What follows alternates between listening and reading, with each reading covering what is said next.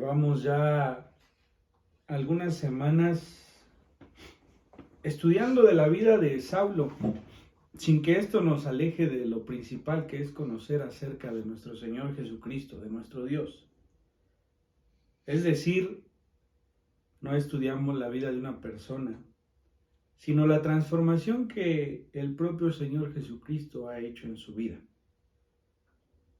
tomándolo como ejemplo de lo que nosotros como cristianos, como hijos de Dios, como creyentes del sacrificio del Señor Jesucristo podemos llevar a cabo. Y nada puede dar fruto sin tener una base. Pero imagínense esta base con la que inició el apóstol Pablo. Dice la Escritura que el Señor Jesucristo se le apareció a Saulo en el camino a Damasco. Y dice también que hubo un llamado a Ananías para que fuese y buscase a Pablo.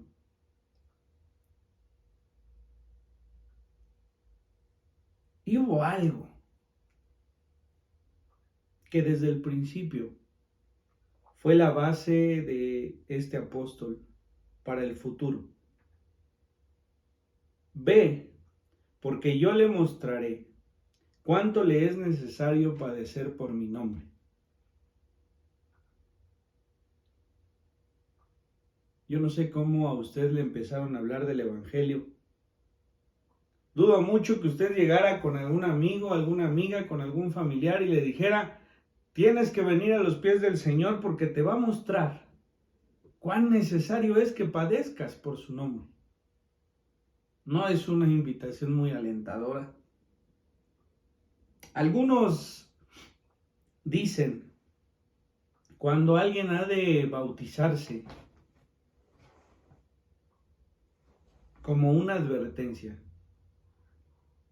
tienes que estar preparado porque el enemigo no va a querer que tú te conviertas al Señor y entonces las pruebas van a venir. No es bíblico que esto sea así. No es algo que pueda ser parte de nuestra enseñanza.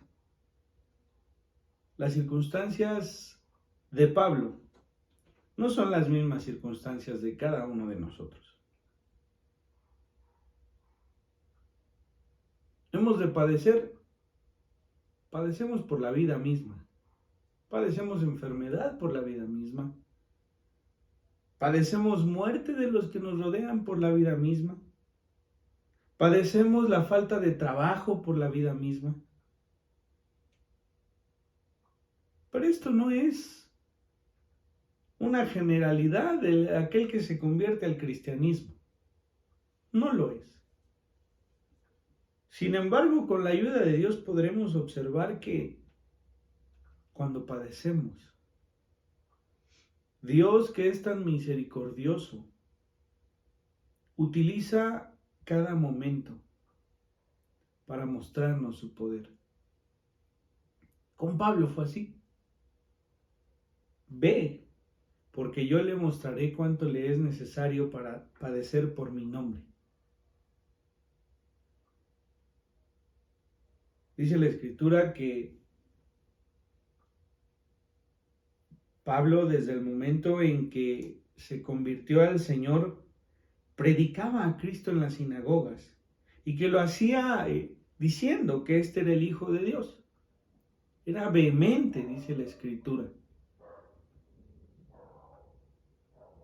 Era un tiempo en el que la expansión del Evangelio era necesaria. Era un tiempo en el que la iglesia era perseguida. Era un tiempo en el que el mismo Pablo era parte de esa persecución de la iglesia y que sabía de qué se trataba. Si nosotros abrimos nuestra Biblia, solamente leeré estos dos versículos en el Evangelio según San Juan, en el capítulo 16.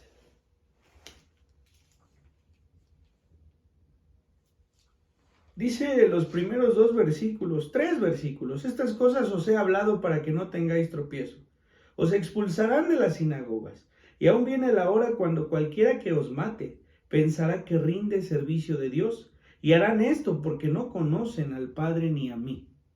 Esta era la existencia de Pablo. Era un hombre que perseguía a los cristianos, era un hombre que perseguía a todos los que nombraban al Hijo de Dios, como el Señor Jesucristo. Era un hombre que no conocía, dice, ni al Padre, ni al Señor Jesucristo. Y que cuando mataban a alguno pensaba que lo hacía de manera adecuada para Dios. Esto es lo que Pablo está viviendo. Para ser perseguido, para ser violentado, no cualquiera podía hacerlo. Hoy es lo mismo. Hace 2 semanas leí algún estado de un amigo en el que decía que el cristiano era aquel que era aborrecido y era asolado y era perseguido y era insultado porque iba en contra de los principios de este mundo. Me quedé con muchas ganas de escribirle: hace mucho que no lo somos. Hace mucho que no somos juzgados porque criticamos la forma de ser de la gente en el sentido del pecado hacia Dios. Hace mucho que dejamos de ser todos aquellos que insistían en que una persona escuchara la palabra del Señor. Hace mucho que el cristiano solamente pasa de largo. Hace mucho que el cristiano no es aquel que sale a la tierra. Hace mucho que no lo somos. Pablo sí lo era. Desde el momento que se convirtió al cristianismo, el hombre se puso a predicar de lo que había tenido con el Señor Jesucristo, de ese encuentro que le convirtió. Era un hombre que merecía ser perseguido por el nombre del Señor Jesucristo. Era un hombre que merecía ser señalado por ser discípulo de Jesucristo. A veces no cualquiera tenemos ese derecho. Ese derecho se lo había ganado. Y lo tenemos allí presente en ese capítulo 9 del libro de los Hechos, en el versículo 2. Pero Saulo mucho más se esforzaba y confundía a los judíos que moraban en Damasco, demostrando que Jesús era el Cristo. Dice, se esforzaba. Saulo se esforzaba cada día. Se esforzaba por tener una palabra que pudiese hacer entender a la gente que le escuchaba que Jesucristo era el Hijo de Dios. Se esforzaba por poder debatirles el hecho de que él había estado equivocado y que lo que él hacía antes había terminado por confundirle y que su presente era entender y hacer ver que Jesucristo era el Señor. Y el versículo 29 no se aleja de esto, y hablaba denodadamente en el nombre del Señor, y disputaba con los griegos, pero estos procuraban matarle. Para que alguien quisiese matarle, era porque este hombre, en todo lugar donde se paraba, hacía ver a la gente que había sido transformado. Él era un testimonio vivo de la crucifixión del Señor y del renacer en una persona. Él era el testigo número 1 en ese momento entre los gentiles, entre los mismos judíos, de que el Señor Jesucristo podría traer un nuevo nacimiento.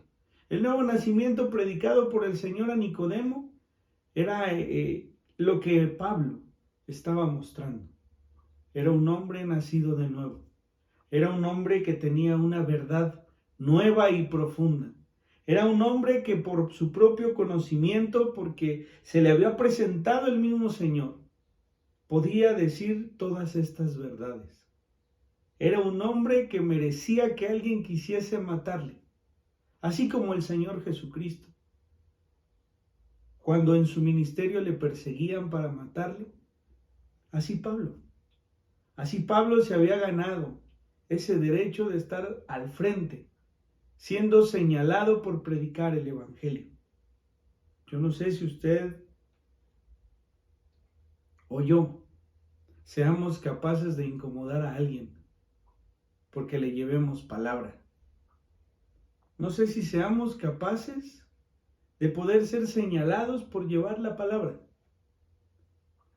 No sé si nuestra vida se ha enfocado en nuestro crecimiento profesional, en nuestra vida personal. No sé si nuestras aspiraciones sean lo que tenemos en esta tierra. Si es así, tendremos que cambiar. Tendremos que cambiar de tal forma que alguien pueda señalarnos y nos pueda decir: este hombre insiste demasiado en que el Señor Jesucristo es Dios. Y todo esto, después de que el Señor le dice a Ananías: ve, porque yo le mostraré cuánto le es necesario padecer por mi nombre. Algunas versiones de este versículo dicen cuánto le conviene padecer por mi nombre. Es una palabra contradictoria en nuestro pensamiento. ¿Cómo podremos pensar que nos conviene padecer por el nombre del Señor? Lejos de lo que nosotros creemos como una palabra espiritual. ¿Cómo nosotros podemos decir en el padecimiento que nos conviene que esto suceda? El mismo Pablo, en las cartas que escribe, nos muestra cuáles son esos padecimientos que ha tenido. Hace algunas semanas veíamos ahí en Filipenses algo que nos pareciese algo simple, pero que para Pablo es algo muy fuerte que perdió. Filipenses 3, versículo 4. Aunque yo tengo también de qué confiar en la carne, leíamos aquel domingo. Si alguno piensa que tiene de qué confiar en la carne, yo más, circuncidado al 8º día, del linaje de Israel, de la tribu de Benjamín, hebreo de hebreos, en cuanto a la ley, fariseo, en cuanto a celo, perseguidor de la iglesia, en cuanto a la justicia que es en la ley, irreprensible. Pero cuantas cosas eran para mí ganancia, las he estimado como pérdida por amor de Cristo. Y ciertamente, aún estimo todas las cosas como pérdida por la excelencia del conocimiento de Cristo Jesús. Para un judío, decir o expresar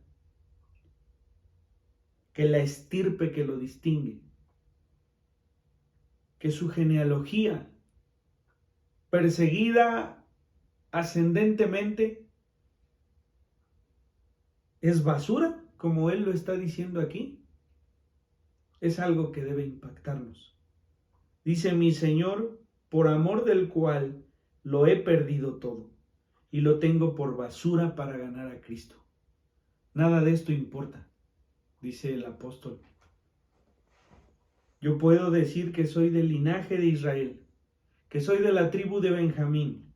Puedo decir que soy hebreo de hebreos.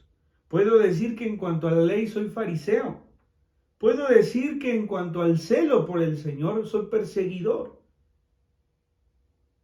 Puedo decir que conforme a la ley soy irreprensible. Esto es estirpe. Como decía el Evangelio de San Juan, cualquiera que mata y que no conoce al Señor puede decir que lo hace en favor de Dios. Este era el pensamiento del apóstol. Y todo esto, todo de lo que se había jactado por años, su educación instruida por el mismo Gamaliel, su camino andado, el reconocimiento que tenía a corta edad por el mismo Sanedrín al que le pidió cartas para perseguir a los cristianos, todo eso que era valioso para cualquier judío, como ninguno, era en este momento para el apóstol basura. Esto es lo que le escribe a los filipenses. Esto es algo que ha perdido. Algunos dicen en los comentarios que cuando este fue enviado a Tarso, pues fue desheredado, fue abandonado por su propia familia, porque todo lo que ahora predicaba era contrario a lo cual había sido enseñado.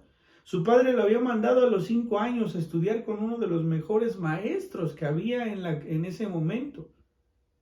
Y todo eso lo había desechado el apóstol. Todo eso decía, ahora es basura, lo tomo por basura. Y lo cambio completamente por el conocimiento que ahora tengo de Cristo Jesús. Pero hay más. Escribe a los Corintios en su segunda carta, en el capítulo 11.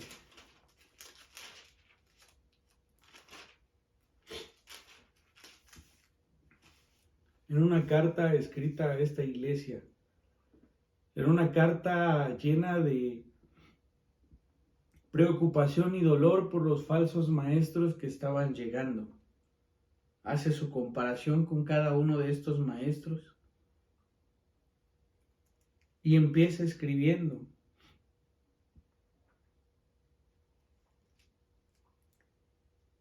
En el versículo 16 del capítulo 11. Otra vez digo que nadie me tenga por loco, o de otra manera.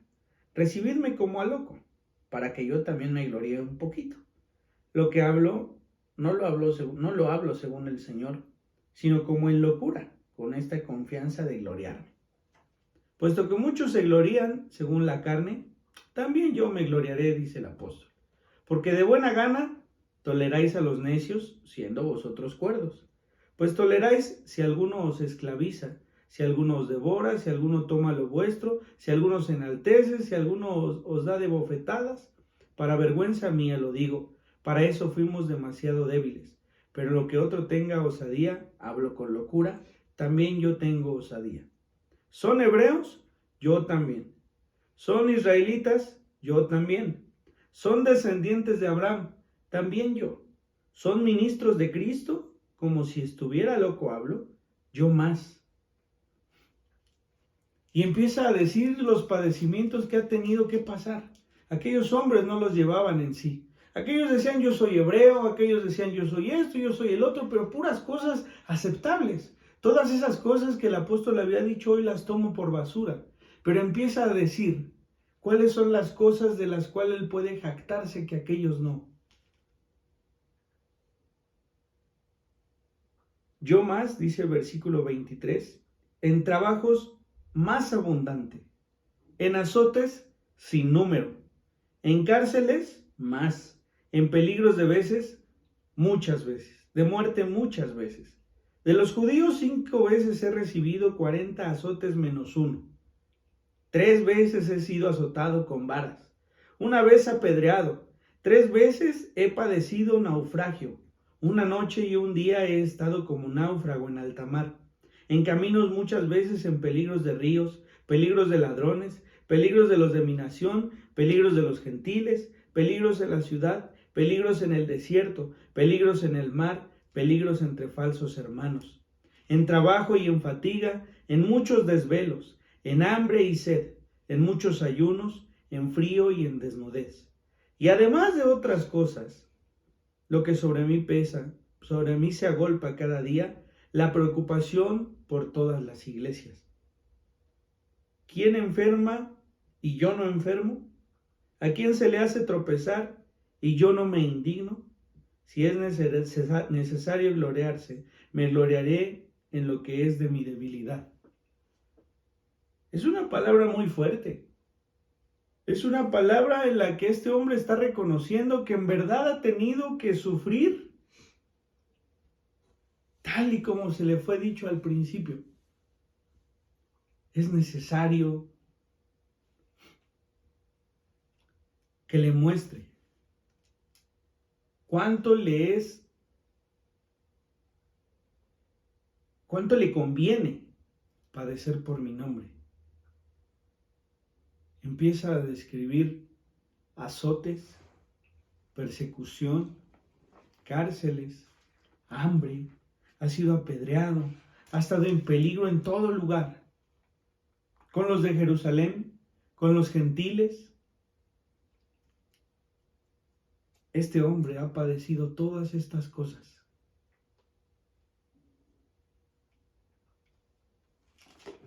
¿Quién se enferma?, dice el apóstol, y yo no me enfermo.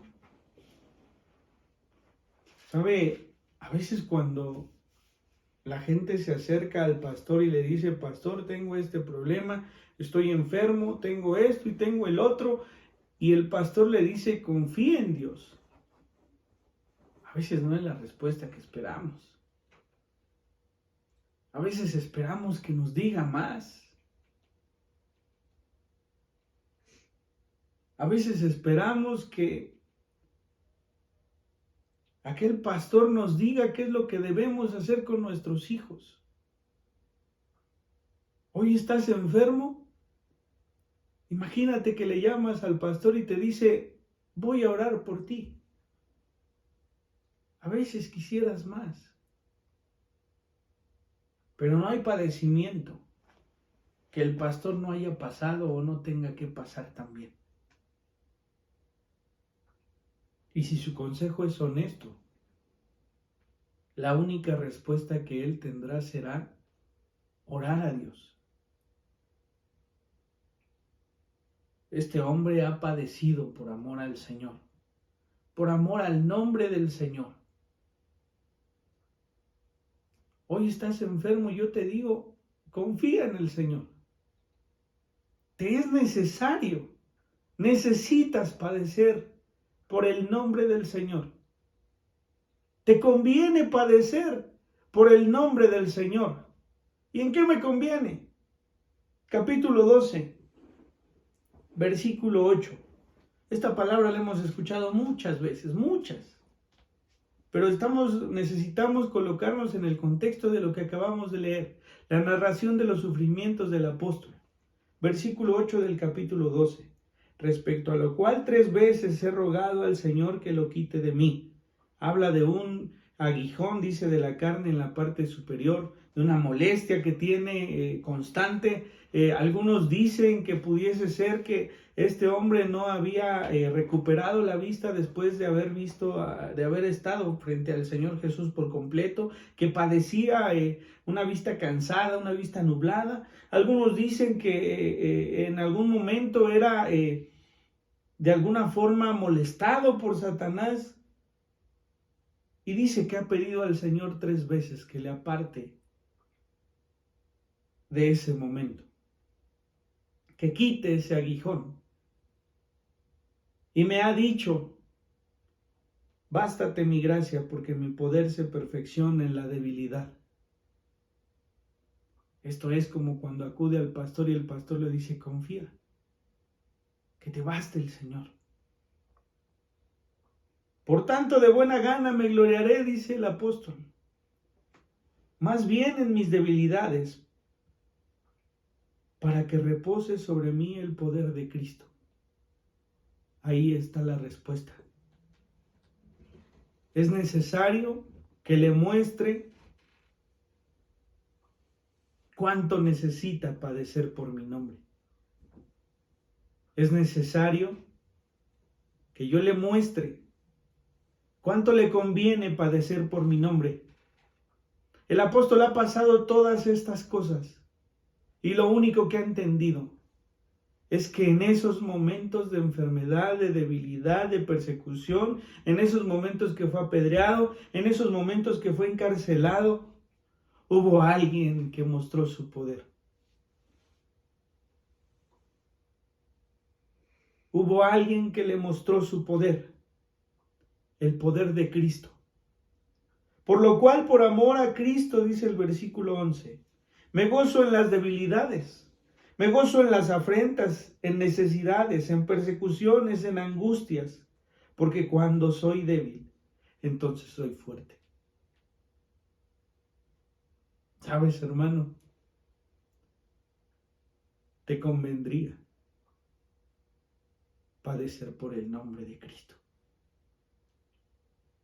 Te conviene hoy si estás enfermo.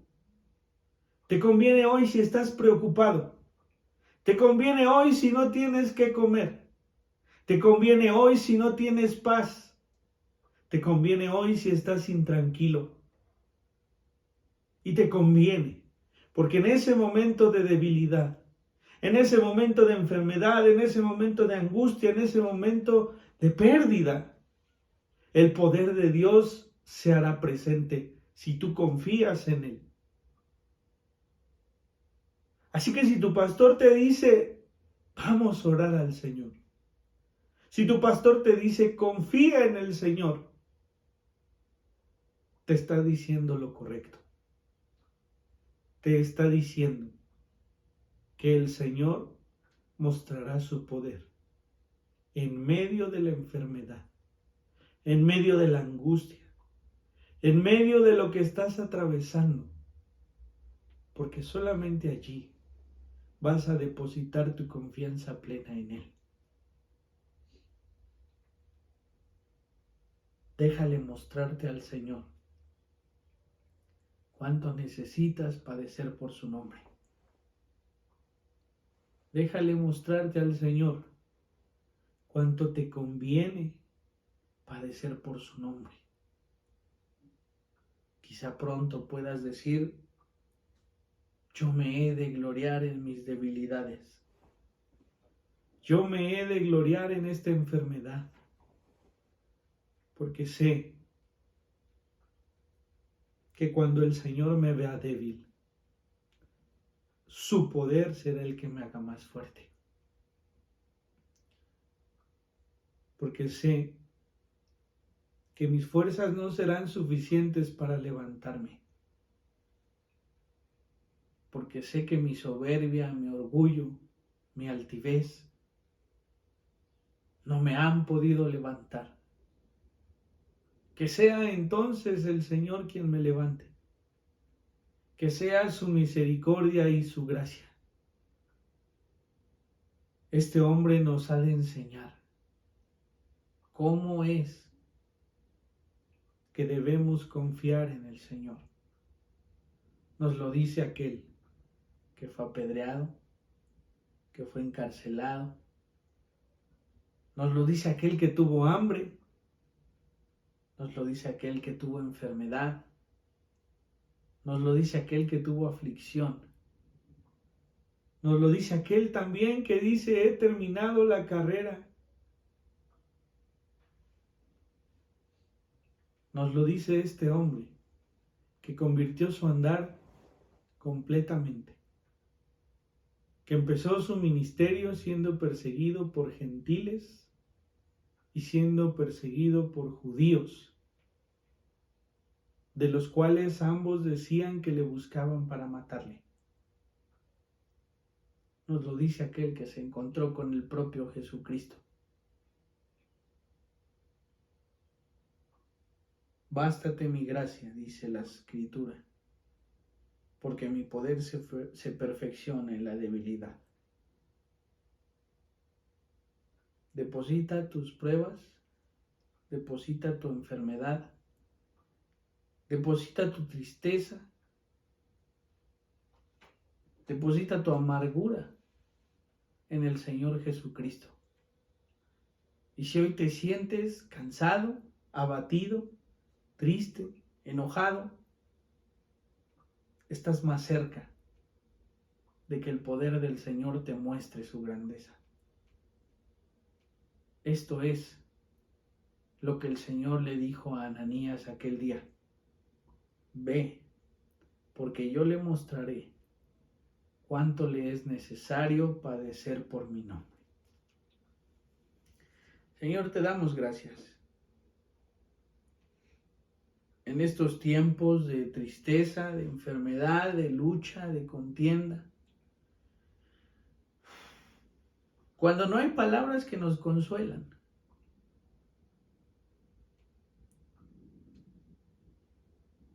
solamente tú puedes levantarnos. Acudimos a ti, porque es necesario conocerte profundamente. No permitas que ninguno de nosotros pueda salir de la prueba sin antes haberte buscado,